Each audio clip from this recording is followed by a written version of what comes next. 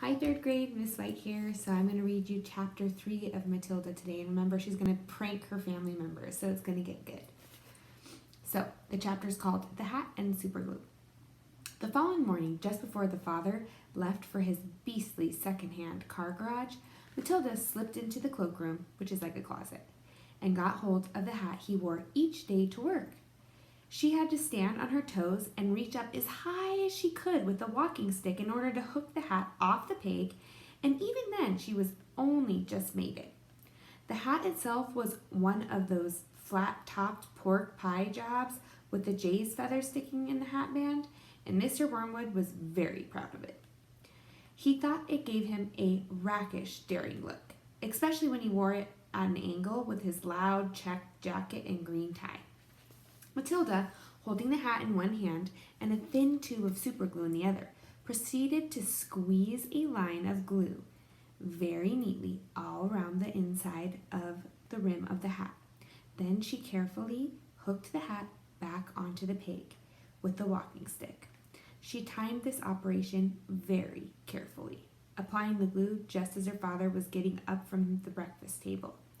Mr. Wormwood didn't notice anything when he put the hat on, but when he arrived at the garage, he couldn't get it off. Super glue is very powerful stuff. So powerful it will take your skin off if you pull too hard. Mr. Wormwood didn't want to be scalped, so he had to keep the hat on his head the whole day long, even when putting sawdust into gearboxes and fiddling the mileages of cars with the electric drill. So here's a picture of Matilda.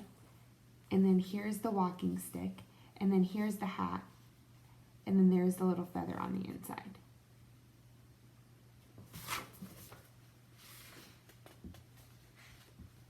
In an effort to save face, he adopted a casual attitude, hoping that his staff would think that he actually meant to keep his hat on all day just for the heck of it, like gangsters do in films. When he got home that evening, he still couldn't get the hat off. "Don't be silly," his wife said. "Come here, I'll take it off for you." She gave the hat a sharp yank. Mr. Wormwood let out a yell that rattled the window panes. "Ow!" he screamed. "Don't do that! Let go! You'll take half the skin off my forehead!" Matilda, nestling in her usual chair, was watching this performance over the rim of her book with some interest. "What's the matter, Daddy?" she said. "Has your head suddenly swollen or something?" So here she is watching, and there's the mom and the dad, and she's trying to get the hat off his head. Pretty funny. The father glared at his daughter with deep suspicion, but said nothing, so glare. "How could he?" Mrs. Wormwood said to him. "It must be super glue. It couldn't be anything else. That'd teach you to go playing around with nasty stuff like that. I expect you were trying to stick another feather in your hat." "I haven't touched the flaming stuff," Mr. Wormwood shouted. He turned and looked again at Matilda, who looked back at him with large, innocent brown eyes. Mrs. Wormwood said to him, "You should read the label on the tube before you start messing with dangerous products. Always follow the instructions on the label." "What in heaven's names are you talking about, you stupid lady?" Mr. Wormwood shouted, clutching the brim of his hat to stop anyone trying to pull it off again. "Do you think I'm so stupid I'd go glue this thing to my head on purpose?" Matilda said, "There's a boy down the road who got some super glue on his finger without knowing it, and then he put his finger in his nose." Mr. Wormwood jumped.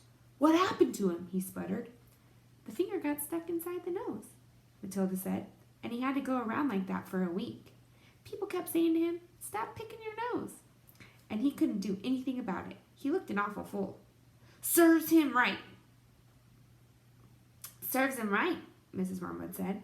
"He shouldn't have put his finger up there in the first place. It's a nasty habit. If all children had super glue put on their fingers, they'd soon stop doing it." So here's the kid with the super glue on his finger. Matilda said, "Grown-ups do it too, Mummy. I saw you doing it yesterday in the kitchen." "That's quite enough from you," Miss Wormwood said, turning pink. Mr. Wormwood had to keep his hat on all through supper in front of the television. He looked ridiculous, and he stayed very silent.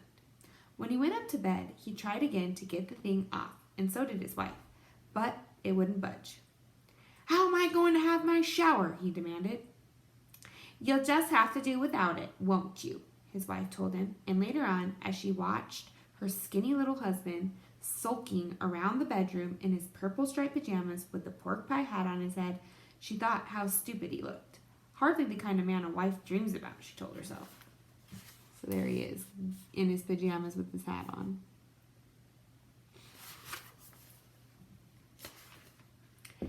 Mr. Wormwood discovered that the worst thing about having a permanent hat on his head was having to sleep in it. It was impossible to lie comfortably on the pillow. "Now do stop fussing around," his wife said to him after he had been tossing and turning for about an hour. "I expect it will be loose by the morning, and then it'll slip off easily." But it wasn't loose by the morning, and it wouldn't slip off. So Mrs. Wormwood took a pair of scissors and cut the thing off his head, bit by bit.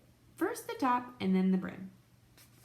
Where the inner band had stuck to the hair all around the sides and back, she had to chop the hair off right to the skin, so that he finished up with a bald white ring around his head, like some sort of monk. And in front, where the band had stuck directly to his bare skin, there remained a whole lot of small patches of brown leathery stuff that no amount of washing would get off. So here's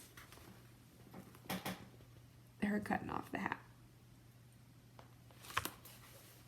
At breakfast, Matilda said to him, "You must try something to get those bits off your forehead, Daddy. It looks as though you've got little brown insects crawling around about all over you. People will think you've got lice." "Be quiet," the father snapped. "Just keep your nasty mouth shut, will you?" All in all, it was a most satisfactory exercise, but it was surely too much to hope that it had taught the father a permanent lesson.